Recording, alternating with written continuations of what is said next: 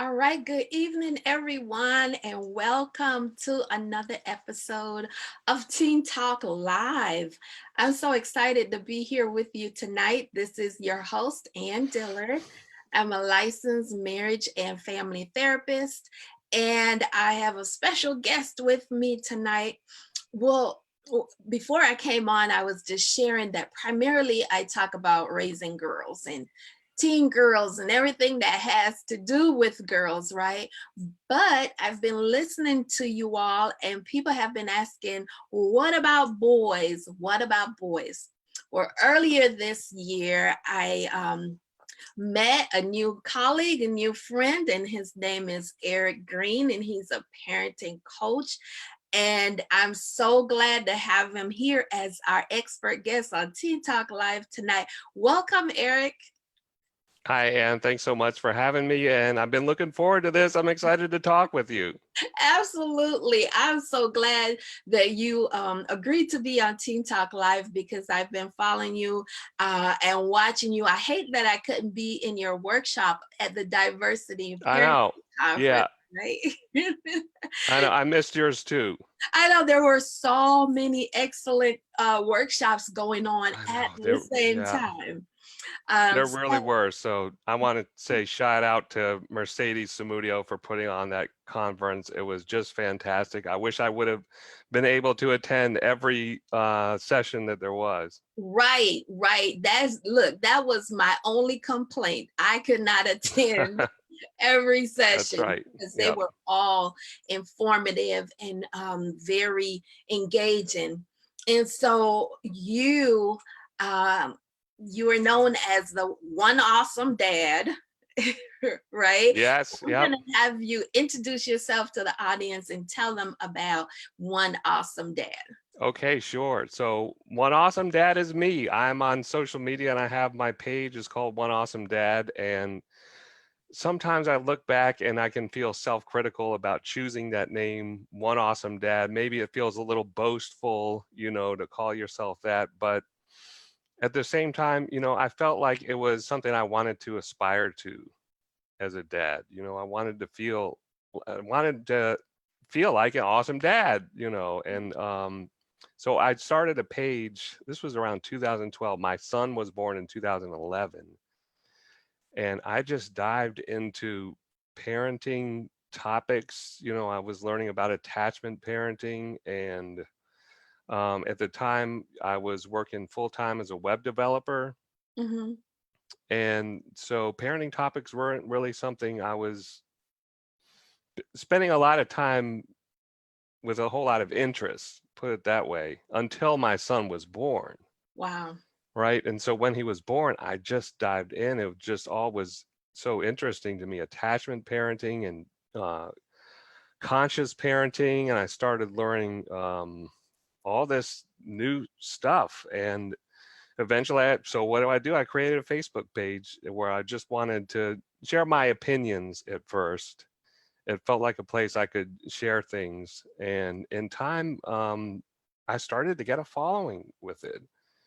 And people started inviting me to be on podcasts, which were often the same podcasts that I had been listening to.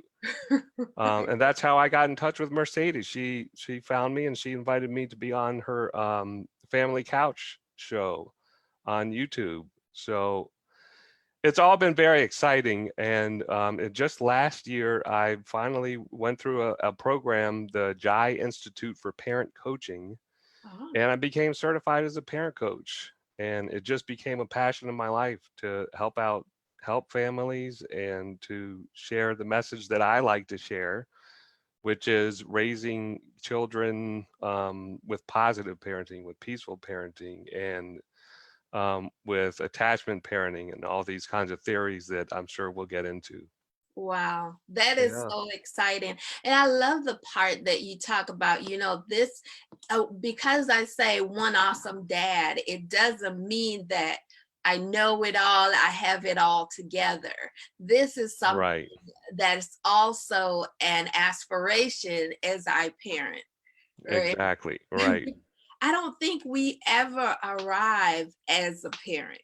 I think we're always Right. learning and always growing.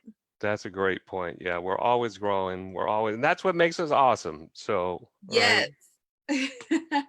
I remember I was sharing with someone recently. I was like, after I did my mother-daughter telesummit back in the spring around Mother's Day, I had all these amazing experts on, and they were presenting about different aspects of mother-daughter relationship and raising our daughters.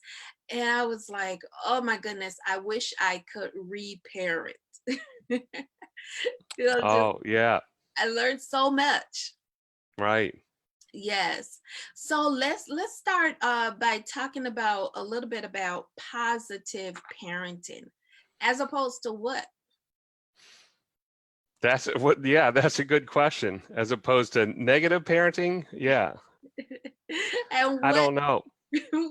what is positive parenting when we're talking about raising our boys? What does positive parenting look like?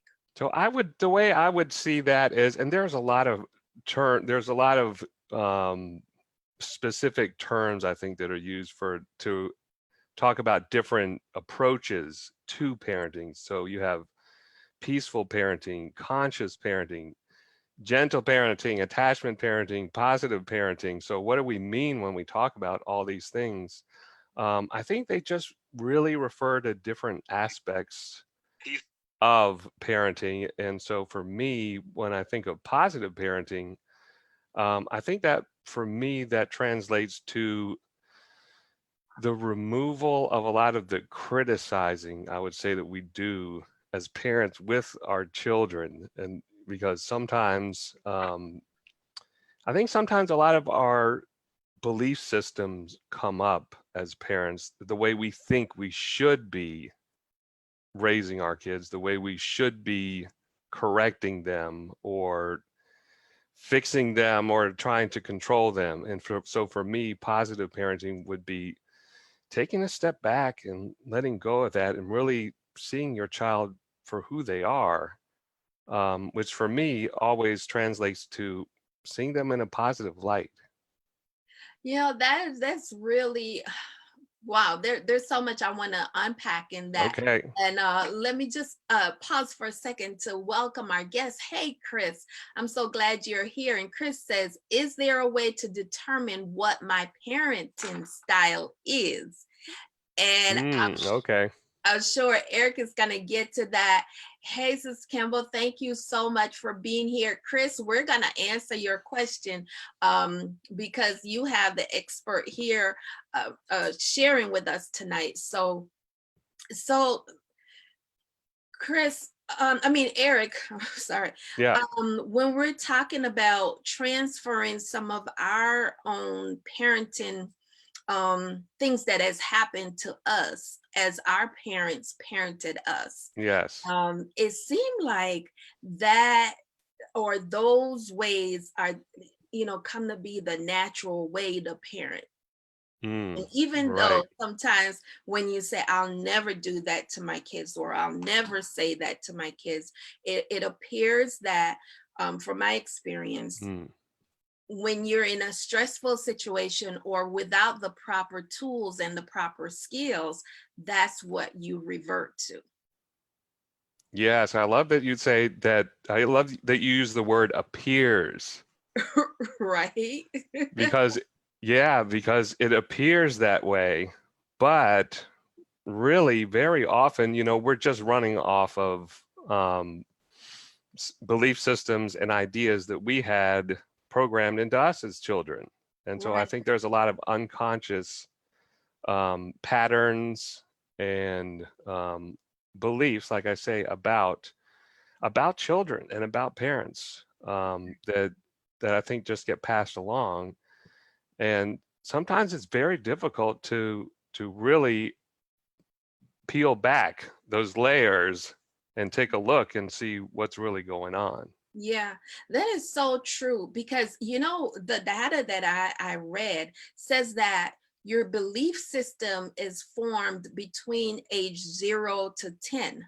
So by Mm, 10 years old, you have a concrete belief system. It does, Wow. Yeah. and it doesn't mean that you can't upgrade your belief system, but Hmm. you have to believe that also that there is something that needs upgrading. Right. There's something that needs upgrading, or maybe you could say sometimes, or maybe you could say sometimes it needs downgrading.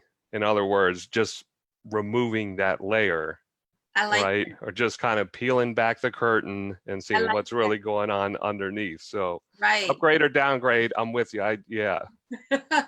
My friend, she would say, a lot of times, we need some unlearning. We need to do some Unlearning. unlearning Yes, so that exactly. we can learn some things that some better ways, or in your case, like you're talking about more positive ways Yep. of parenting. Right. Yeah, I love that word unlearn too. On my, I was just looking on my Facebook page on my profile. I have one quote on there. It's the quote from Yoda in Star Wars, where he says, "You must unlearn what you have learned." Mm, wow. Right. I mean, Wow. I think that can apply to so many things. So many things. Right. For me, as a parent coach, I mean, that's where I spend a lot of my time working with parents, is unlearning all these belief systems, ideas that we have about children and our quote unquote role as parents. What Yes. is what is our role as parents? Are we, you know, That's are so we guides? Are we teachers? Are we disciplinarians? Are we the jail warden? that's What so is our funny. role? I mean, it's funny that you asked that. What is our role? Because you know what, I believe, and I would have answered this differently 10 years ago, right? But I Mhm. believe that our role changes throughout Yes. the cycle as parents. Now, my children are 30, Mm. 28, and 22. Mm-hmm. So my role is totally Okay. different now, and Sure. it has evolved. But Sure. when they were, you know, 1, 2, 3, 10, my role was different. Yes. I was a disciplinarian, I was a teacher, I was, and I'm not saying that I did it well all the time. I'm just Right. saying that it was just falling in line and going with the flow a lot of times. Exactly. And so many times, and we go on autopilot too That's it. as parents. And I think for me, like I said, when I first became a dad, I dived right into all this parenting stuff. And I think I got a lot of the techniques down, I think, very well. I learned a lot about spanking and punishment and the effects that it can have on children, particularly with shame. I think shaming children can be very problematic. Yeah. Sometimes it can lead to short-term compliance, but in the long term, shame can be very debilitating Yeah. for kids, as they grow into adults. So I think I really understood a lot of the techniques of peaceful parenting and positive parenting. For me, where I really struggled was just with my own emotional reactivity, my own issues, and I discovered as a dad I had a lot of inner work to do. Right. And so it's just been the last few years for me that I really started to take that on and start to work through some of my own issues. Yeah, oh man, this is good to have this conversation, this dialogue, because it's like when you're parenting your children, it Hmm. brings out so much in you. And a lot of times we spend a lot of times on a lot of the time on autopilot, that we miss Hmm. the consciousness, we miss the Yeah. intentionality. Not everybody, some people have got it down, others, Mm. we're trial and error in it. Right. Right. Right. And we miss the consciousness of parenting, and we do it on autopilot. But I love what you say, that you dove in, but you also saw where your shortcoming, as not just as a dad but as a person, is, Right, exactly.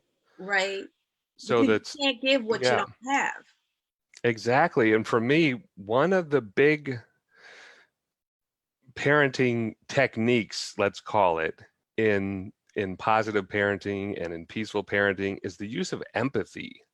There's a lot of empathy in this style of parenting where you're replacing punishments and harshness and spankings and all these kinds of things with listening to your child and expressing them that you understand their frustrations or Yeah. their disappointments, or let's say you set a boundary with that you can't allow throwing something dangerous in the house, Right. right? Right. So in this style of parenting, what you would do is you tell the child, I can't let you do that. This is dangerous, and you explain why.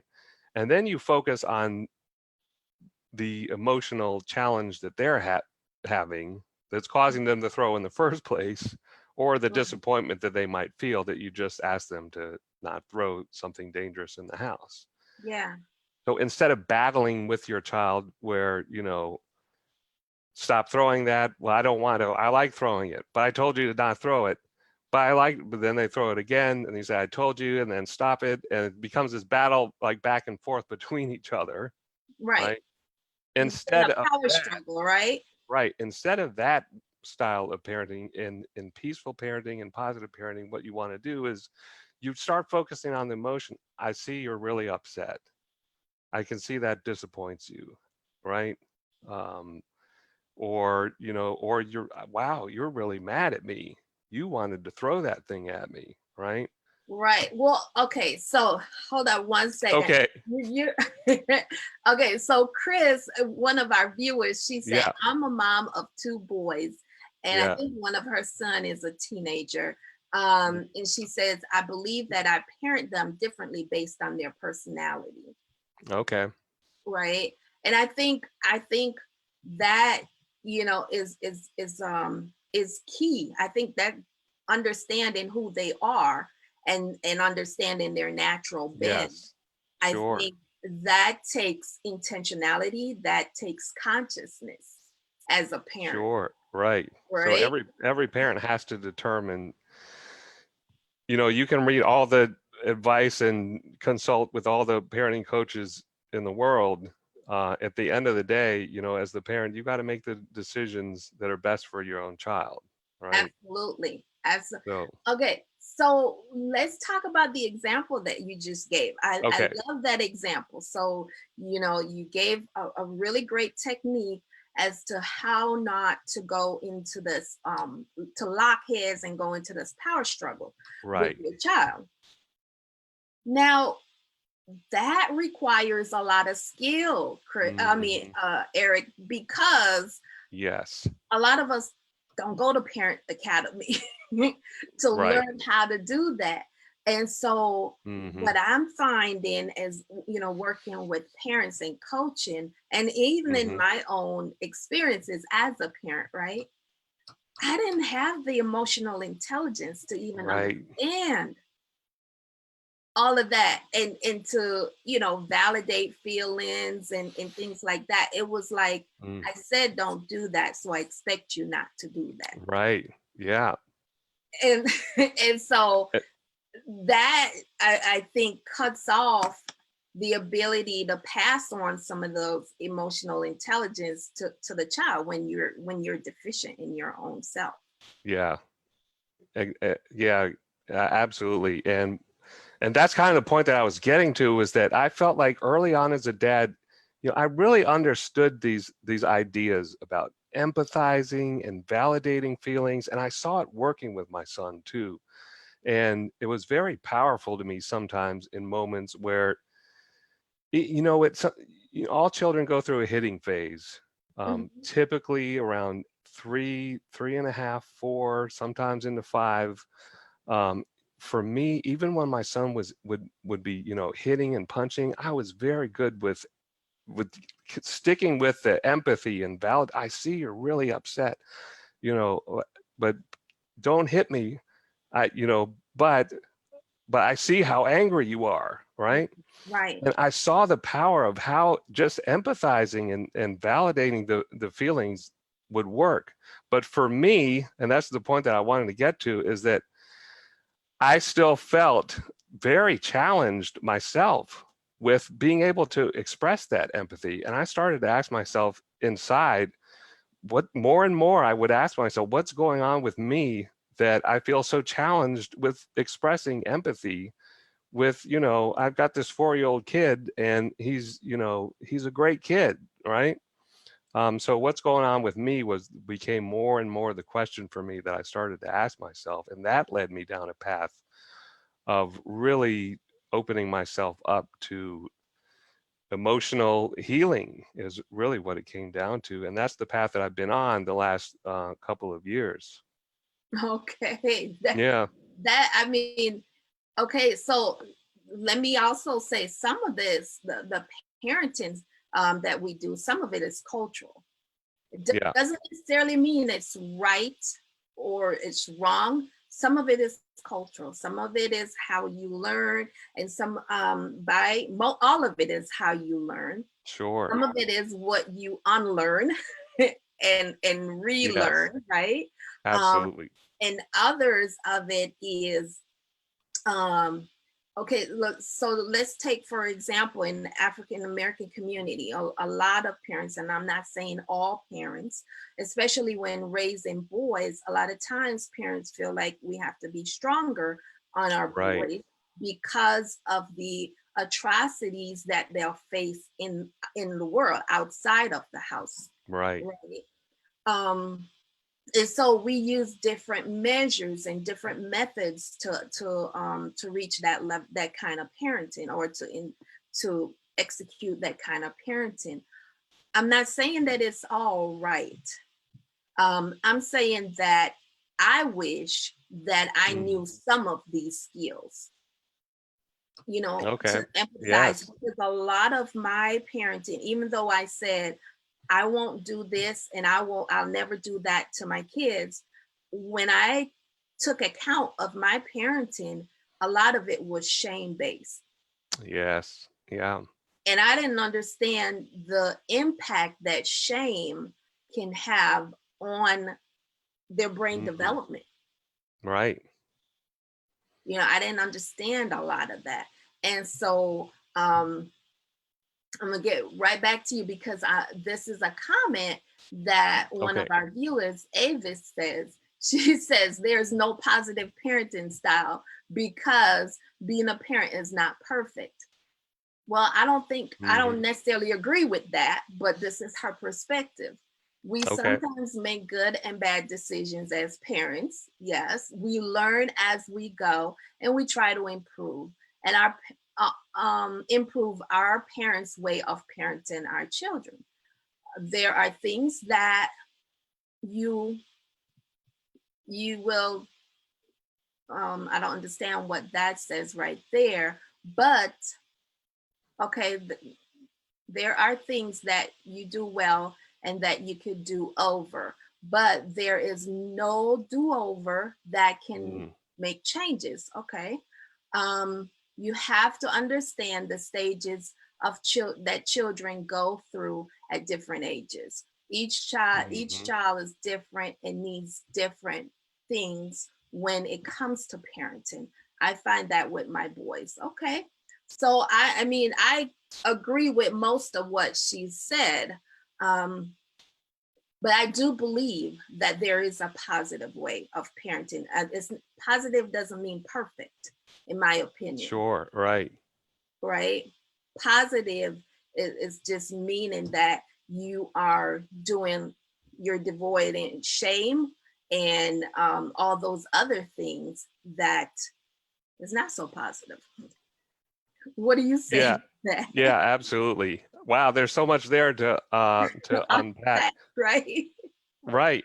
So for me, yeah, no parent is perfect, and I was saying this on a recent interview too, because I interview a lot to talk about this style of parenting, which is involved no spanking, involves no punishment either, which I realize is very radical for a lot of parents because we have this idea that you have to punish sometimes, you have to teach a lesson, and I get it. I understand that there's a lot of fear there. I mean, what happens if you don't punish your child? If you aren't offering some consequences sometimes that they have to learn that there's a real world that you got to send your kid out into, and there's a lot of fears there, and I just want to acknowledge that. What I will say is that I think this way of parenting is it's not perfect parenting at all. So Right. I think we have to give ourselves a lot of our empathy for ourselves as parents because we aren't getting it right. I'm not getting it right 100% of the time, and no parent is. And sure, I mean, my son is 8 years old now, and I look back and see plenty of things that I would like to change too as a dad. So I think giving ourselves space and empathy for ourselves, I think, is very important. Yeah. Um, Yeah. and I think when we make mistakes as parents, if we are too harsh or if there's maybe a correction in our habits or approaches, I think it's okay to apologize to our children too, Yeah. and to come back and sometimes and say, you know what, I was really harsh with you. I really yelled at you, and that scared you. And I'm sorry. I don't want to be, a parent that scares their kids, right? Yeah. Yeah. I want, and then maybe you can offer an explanation of what your own fears are. You can say, I'm sorry that I was this harsh. Here's what my concerns are. And Right. so if you can spell out what those concerns are, I think a lot of kids are so forgiving. They're Absolutely. so forgiving. They're so ready. If you say you're sorry, they're most of the time they're going to be good to go after Right. that. I Maybe it call takes that a little more apologizing than than right. other times, but Well, yeah, I call that owning your stuff. owning your stuff. And Yeah. it's not easy. It's not easy because in a lot of cases you're seen as this giganimous image in your Yeah. child's eyes, Yeah. right? And I think it's when we try to uphold that we fall short in our parenting. Yeah. I think that's definitely true. So for me, this way of parenting, peaceful, positive parenting, is not perfect parenting. In fact, it really is imperfect parenting because I think for me, a key component of it really is recognizing the imperfections that we all have as children and as adults. And I think in honoring that too. If you come across as trying to be a perfect parent, trying to get everything right, maybe that's not the best thing to model either, right? Yeah. Yeah. Well, what about the person who might say, you know what, you have to do it differently for boys because you have to Okay, be tougher, you have to be harder. right. What do you say to those parents? That's a great question because I think that there's a lot of concern, I would say, with boys and raising boys. And, you have a lot of fears of them growing up to become men. And what kind of men do you want them to be in the world? Um, for me, I really think the positive parenting approach and the peaceful parenting approach, I think applies to both boys and girls because for me, it works the same. I think there's a real danger with men that if you're cutting off emotions with men and you're asking them to man up and you're sending a message that boys don't cry, you got to be tough, you got to pick yourself up and hold it all in. I think that's really dangerous. I think a lot of men nowadays are discovering, at least for me, speaking for me, I spend most of my life as a man not in touch with my own feelings because I grew up in a world where it didn't feel safe to express feelings very often, you know. Yeah. So I think it's important for boys to give space to allow them to express themselves, you know. Right. And I will say another thing that I think happens a lot of times with parents is that if you have a boy or a girl who's crying and who has a tantrum, sometimes it's so hard as parents because what happens is our own memories as children come up. If we hear a child crying, and maybe the memories that we have when we were children wasn't a very good one. You know, maybe we were hit as children ourselves or told to stop crying, right? Right. Or we're shamed for some reason. So Right. what happens as adults with our own kids, we want to get our kids to stop crying. Why? Maybe not for their own best interest, but because we feel the discomfort within ourselves, Yes. right? That's coming up. So It's a a lot of this helpless way of feeling. parenting is just having the mindfulness and just having the awareness Yeah. of that of the way this whole interaction works, right? Yeah. It's a helpless feeling when your child is crying and you don't know what to do. It's like, be quiet, stop the crying, suck it up, Right. kind of, it's easier to do that. Well, not necessarily easier if you don't Mm, know and you don't have the skills. It's easier just yeah. to do that and be dismissive than to say, Mm, get down on their level and say, okay, tell me what you're feeling, what's happening for you, and even right. acknowledge what's happening for you as a parent. Right. Wow. That's so powerful. If we can do that as parents, acknowledge what's happening with us, as we are maybe comforting or soothing our child. And Yeah. I would also say, in those moments when we just need our child to stop doing what they're doing, and we just need to get out the door. We just need to get our shopping done. We just need to finish whatever we're finished. And like I said earlier, sometimes it's important, I think, to come back and offer an apology to your child when you are in a more calm space and you recognize, wow, I really was very harsh. Yes. Back in the store or before we left, I was very demanding. And to come back to your child and say, I'm sorry I was so demanding with you, and then maybe offer an explanation. We need to get out of the house, and I was feeling very stressed about not being able to make this appointment, or whatever the reason is. I think apologies are very important, just to keep that connection close.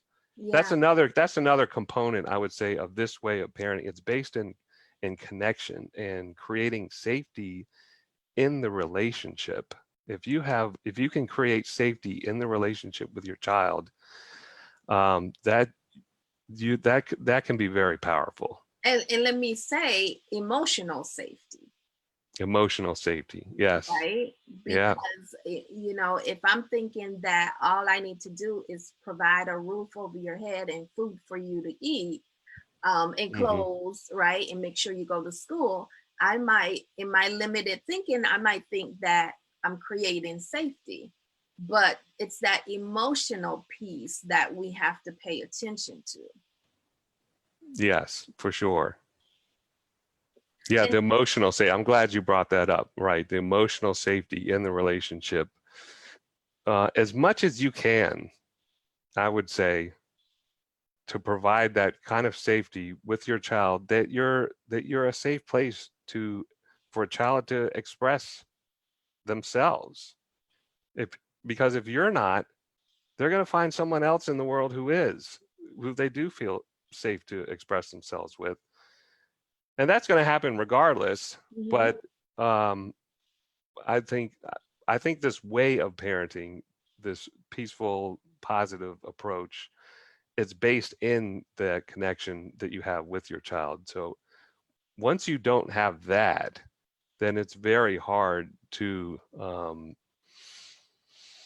it can be very hard to raise children, Right. because then you do have to resort to the demands and the threats and the controls and punishments and all that kind of thing. So Yeah. And the punitive the disciplinary punitive, right. So action. that's the one of the questions that I get asked a lot. With a lot of people will say, okay, Eric, I'm on board. I hear where you're coming from, but tell me what to do instead of the punishments and the spanking. Because a lot of people will hear, okay, no spanking, no punishment. This seems very radical. What's going on here? So what do you do instead? Right, Becomes right. the big question, right? and And and that's something that we're going to talk about. okay. And I find a lot of parents find it really hard when I say, you know what, as a parent coach, I'll say something like, let's be become more relational, because that's going to have a greater Mm, impact on their willingness to follow your directions. So let's be more relational than being a disciplinarian. right. And like your friends, Hmm. mine, my clients will say, well, that's not how I was parented, and Hmm. that's not, I don't believe that. I need to, put a strong foot down, and things like that. So let's Yes. talk, what do we do instead? What do you do instead? Yeah, let's get into that.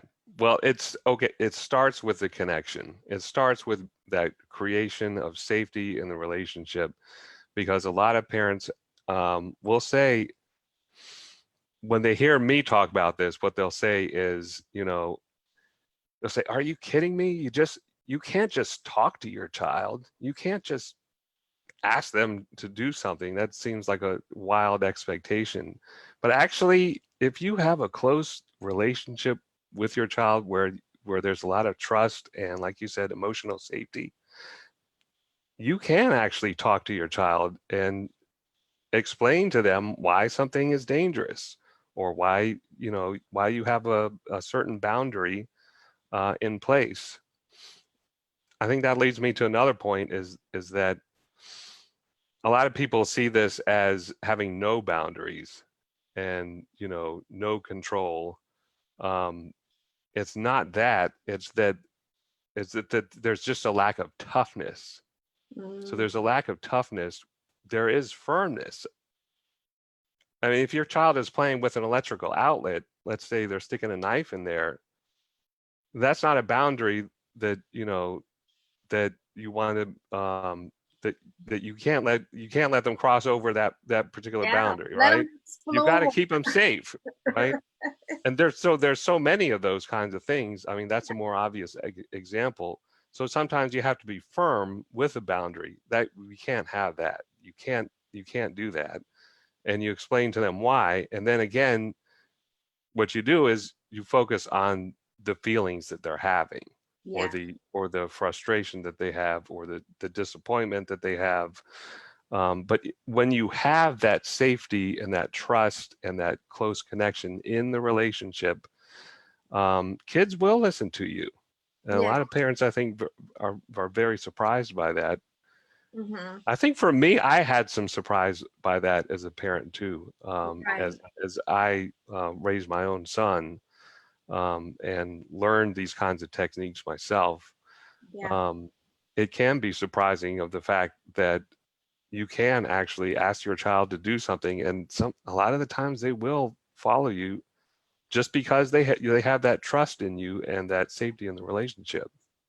And like you said, this takes a lot of empathy, but it also takes a lot of grace.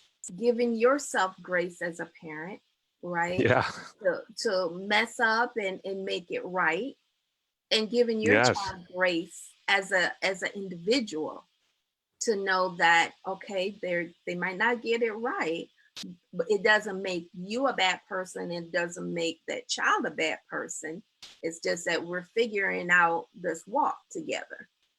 Yes, exactly. But a lot of times, Eric, what I find, and I alluded to this a little earlier, and I'm gonna read a comment from Ava Yeah. again, is a lot of times as parent, we have a fear base, that we parent from, fear-based parent, Sure. Yeah. instead of, peaceful parenting or positive parenting. Yeah. And okay, so Avis's comment says the biggest fear with our Mhm. black boys are them being killed when they go out. right? That's a big concern in the community, Yeah. in the African American, not just African American, but in the Black community. She said, I find a lot of us who were spanked turned out okay. Today, we can't spank our children. If you do, it's considered abuse. I feel if some of these children today had a good spanking, they would not turn out the way they are. For instance, bullying, fighting in school, stabbing, school shootings.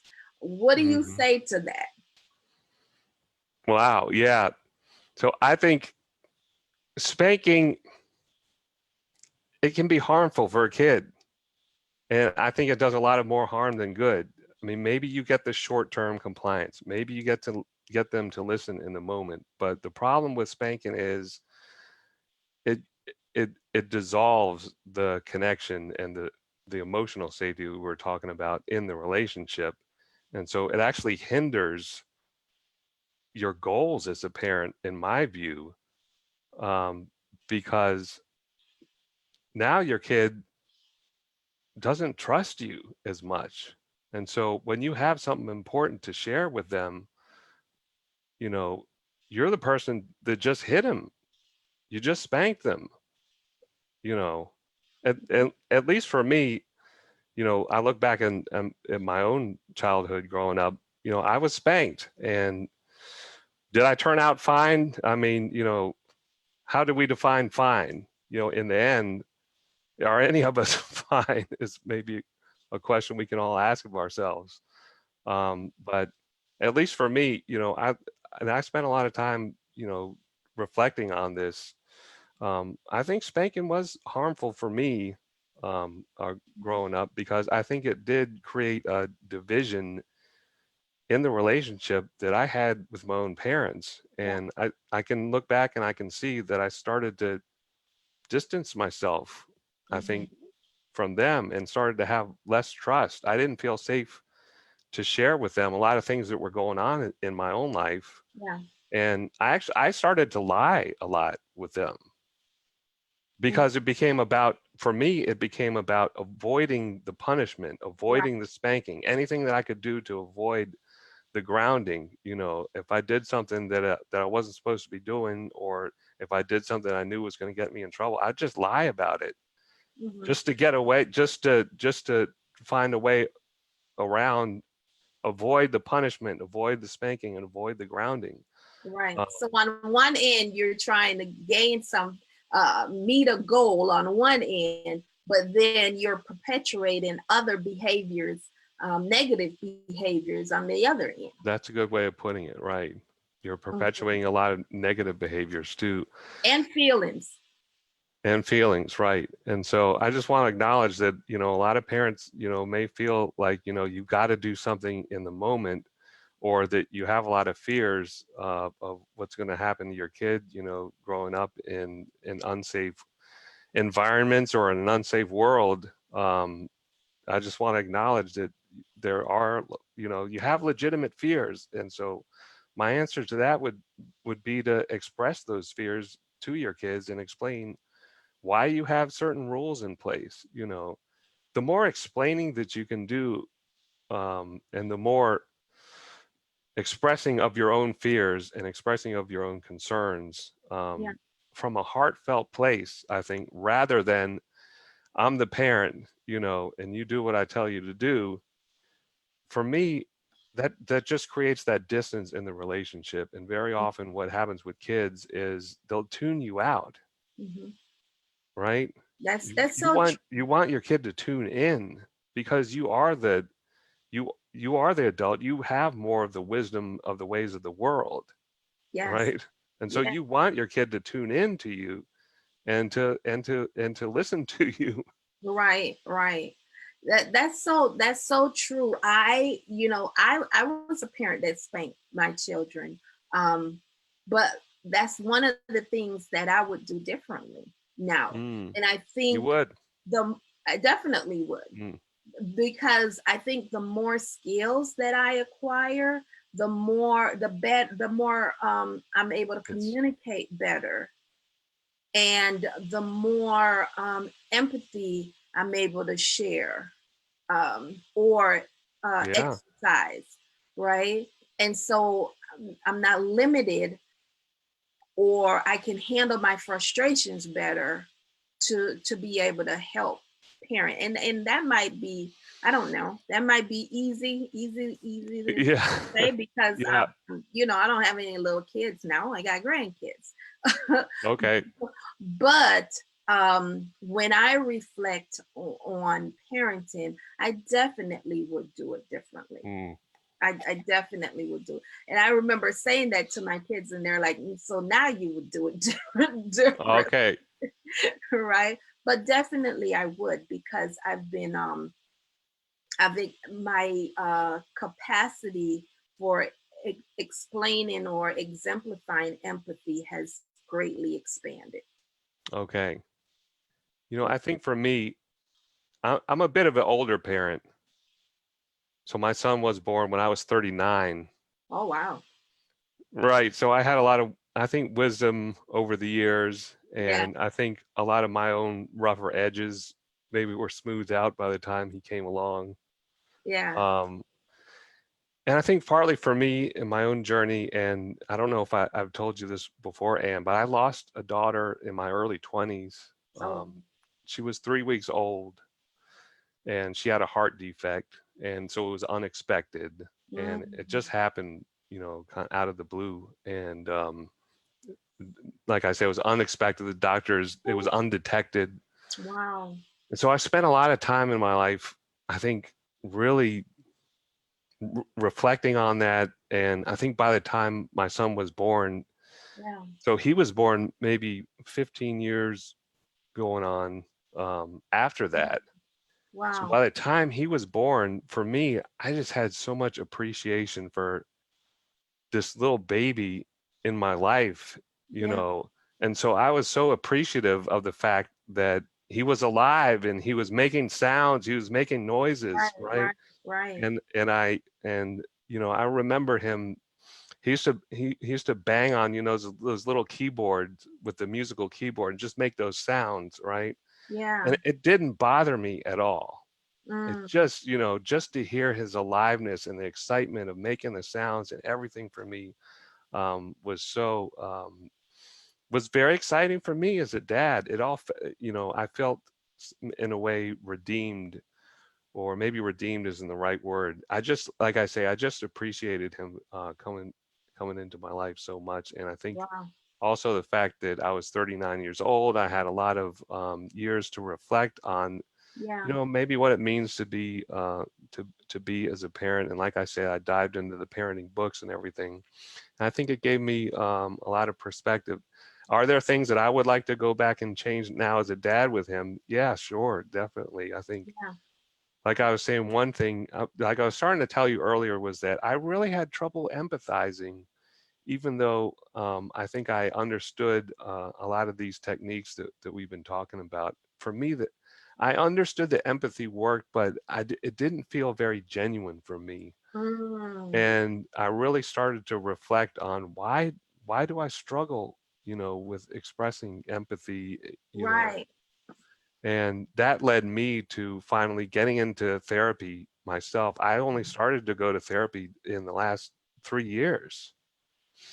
So I'm in my 40s now and finally starting to unpack all the layers of my own life and, figure a lot of this stuff out and understand Right. my own emotional wounds in my own childhood and reflecting on all these kinds of things. So I think for me, that's another key component of parenting is understanding ourselves and being willing to do the inner work. And particularly as men, I would like to say, I think men can feel, um, at least from what I have observed many men get very defensive when it is suggested to them that maybe there's something that they ought to change in Yeah. themselves. There's a lot of defensiveness, I think, with Right. a lot of men, but I think it's important for men to have that willingness to do the inner work, Right. Right. Wow, Eric, it's so good hearing from a man and hearing from a dad who is consciously parenting, right? Mhm. I think I want to go back a little. At the beginning of the show, Chris Okay. asked about the parenting styles. So Yes. can we just give? It's I know we could spend a whole nother show talking about this, but before we close, can we talk a little bit about the four parenting styles Okay. and just a little bit about the attachment styles, because we talked a lot about attachment and how that Sure. helps the relationship. So let's look at the four parenting styles. Sure. And I might need to ask for your help on those because Okay. I was thinking of the four parenting styles too. I know there's authoritative, authoritarian, there's permissive, and there's Yes. one other, like more hands-off parenting, right?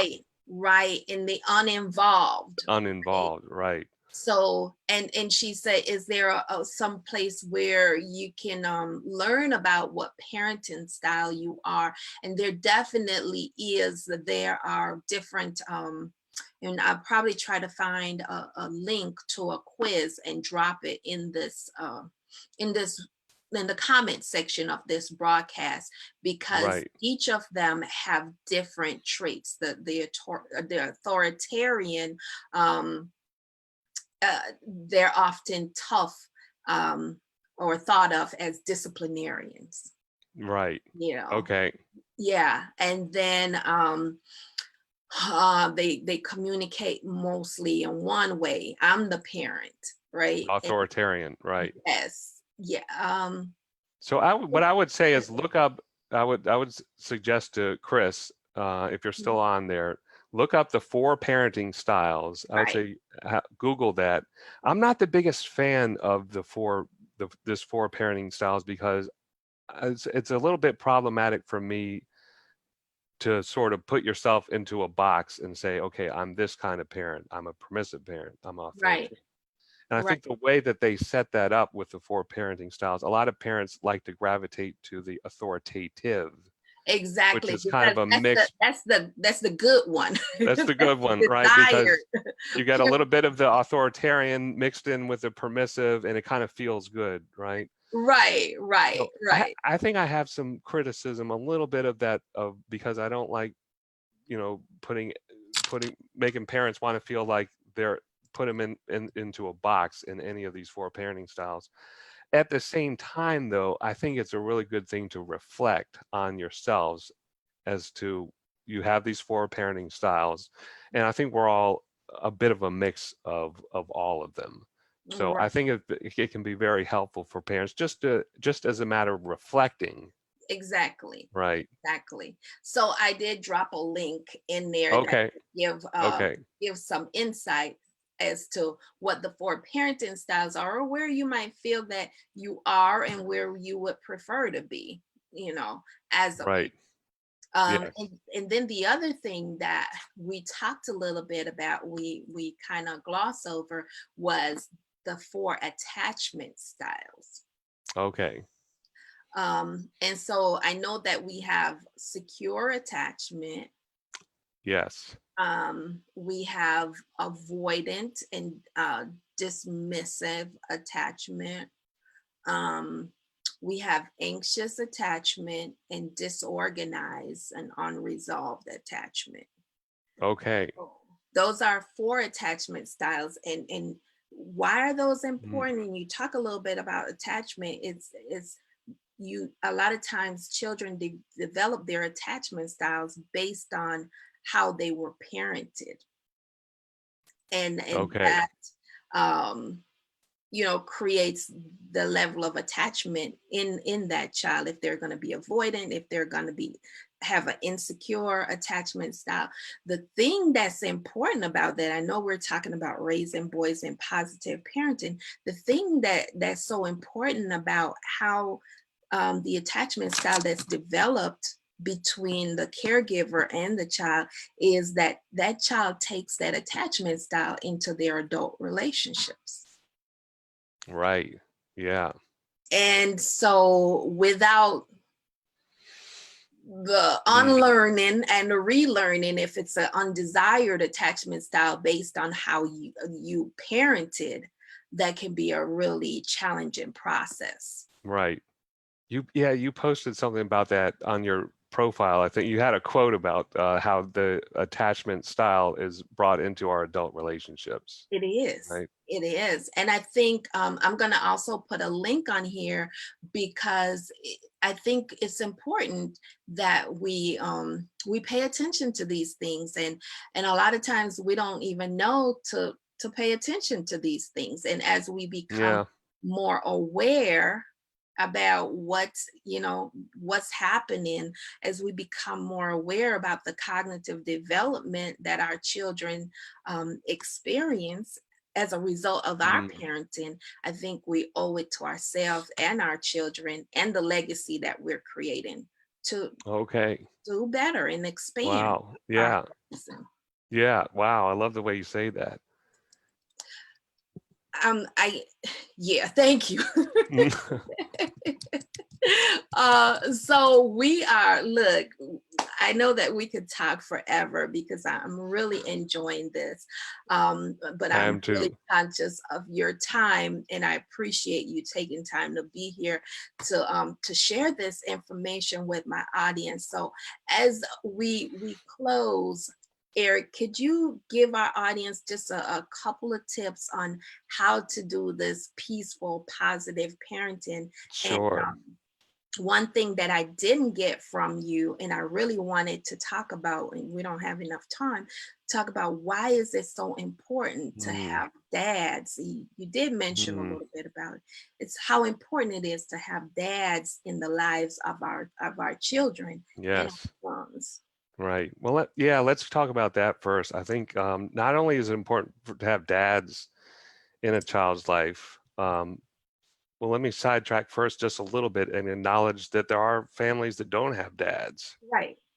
And And it's not so, possible for them to have dads. right. So let's acknowledge that too. I think for the dads who are in a family, I think it's important to have emotionally healthy dads. That's something that I've been on a path myself, is to get myself into a place of better emotional health and recovering from my own childhood and childhood wounds and traumas and tragedies in life. I think that we all experience. So I just want to kind of emphasize that, is that it's important to have emotionally healthy dads. So any dads out there who may be watching, whether or not you're on board with my, peaceful parenting and positive parenting, I would still like to invite dads to reflect on their own emotional health and to say, it's important for you to take care of yourself, and it's okay to go to therapy if you have to go to therapy, or do what you have to do, to get yourself straightened out. So And own your uh, stuff, right? own your stuff. There you go. Exactly. And so what was your other question? Your other question was, Um, it slipped my mind now, but okay, yeah, I think you made a good point that there are family structures where it's not possible to have a dad there. But for those who do have dads, how important it is that the dads are emotionally well, and that both parents are emotionally well. right. But we're specifically talking about dads today. So Yeah.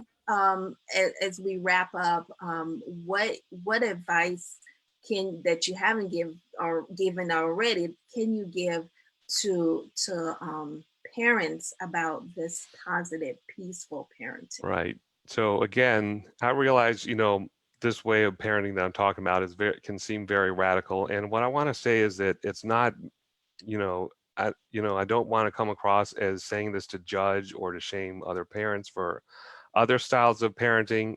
I'm just here to invite other parents to consider, some of the ideas that I have here to share, and take away, what you will. I think regardless of, if you go to the extreme of no spanking, no punishment, and this kind of thing, I think one thing maybe we can all agree on is that the relationship with your child is important. So Yeah. if anything, I would say work on that. One prescription I like to give parents who come to me is to spend at least 10 minutes a day with your child, at least 10. If you can do more, great, but at least 10 where you're just connecting one on one with your child. And maybe you don't have 10 minutes a day, maybe you just have 5 minutes, just to Right. sit with them. And I say, put away your phone, put away your anything that's distracting for you. Look them in the eye, maybe get down on their level and ask them a question. And also, if you can, put away your desire to correct or to criticize or to notice something wrong or something they didn't do, something they should have done, or they should have listened to you, or whatever it is. Just sit with them, listen, connect, ask them questions like you would a friend. How was your day? Or whatever it is. I think that's very important for creating that connection in the relationship. So I think that's really really good because I like I said I made huge mistakes as a parent and wish that I could do some mm, do-overs, and that's one of the reasons why I'm so passionate about sharing more mm, information with people to bring about enlightenment and change, and hopefully a desire to unlearn some of those things. yeah. um, Well, yeah, thank you so much, Anne, for giving me the opportunity to come on. I really absolutely. appreciate you, and I always enjoy this kind of discussion. I can really get zoned in on this. But again, so I don't come on to shame or judge other parents or to say this way of parenting is the only way you do it. And if you don't do it, then you're a bad parent. Right. Kind of thing. I just like to invite parents to consider maybe a different approach or maybe a different idea that they haven't considered. So thank you so much, Anne, for I'm for having me on. so excited that you are here to share with the audience. This has been really great. I thank my audience for being here and for chiming in. And if you're catching this on the replay, make sure you share it out and think about how we can promote peace in our parenting. Right. Yes. Eric, tell our audience where they can reach you, and if you're appearing anywhere to do any workshops or presentations. Sure. So I have a Facebook page, One Awesome Dad, and you can find my website is at peacefulparentingcoach.com. If anyone would like and has more questions for me, or to challenge me in any way on some of these things, feel free to connect with me. I'm glad to talk with folks. So again, thanks so much, Anne. Absolutely. Thank you for your time. I appreciate it. And I appreciate the work that you are doing to promote peace in parenting. I All right, appreciate you everyone, too. thanks for joining us, and join us next week at the same time for another episode of Teen Talk Live. I'm your host, Ann Dillard, licensed marriage and family therapist, and I would love to serve you. Thank you and have a good night.